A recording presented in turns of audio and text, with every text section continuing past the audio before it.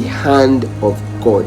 Now, every seer must have the hand of God resting upon their head. In the book of Ezekiel chapter 37 verse 1, the prophet Ezekiel was saying that the hand of the Lord was upon me and carried me out in spirit and set me upon the valley which was filled with bones. There is an understanding you need to have there. Every single seer must have the hand of God upon them. Now, the hand of God there signifies the power of the Lord that goes with this particular person. This is what differentiates them from the regular prophet. They realize that every single thing or the dealings of God with them is just extra. There is something different about the way you see. There is something different about the way you hear. And the funny thing is, this particular extraordinary abilities of you only carries you towards a particular place where you end up seeing different problems of people. This hand of God always carries you into situations where you end up becoming a vessel even before you begin to prepare yourself to become a vessel. And you discover that you don't choose yourself to see some certain things that you are seeing.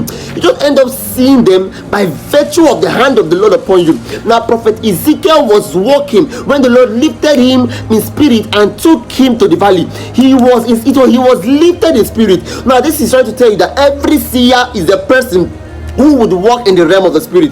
You discover that you are in the physical, but yet you are seeing this in the spirit. Your trance level is on a different kind of understanding. In that particular point where you discover that you are seeing things beyond your normal understanding, that is the stage of the spirit where you are being carried, lifted in the spirit, and then dumped in the valley of bones. You are being dumped in the place where you are beginning to see situations that you did not even plan for. When you discover that your life is taking a different turn entirely, your life is taking a different level of spiritual turn. That is to say, your life is, you're beginning to see, you're beginning to walk into the dimension of the sight that you cannot explain. And this dimension of sight is only the dimension that brings solutions to the problem of men. You are just on your own, and God is opening your eyes to see the things happening within your environment. You sleep in a particular place and you begin to dream about the things that occurred in that environment 10 years ago. That is to tell you that you are in the first stage of the dimension of the seer anointing.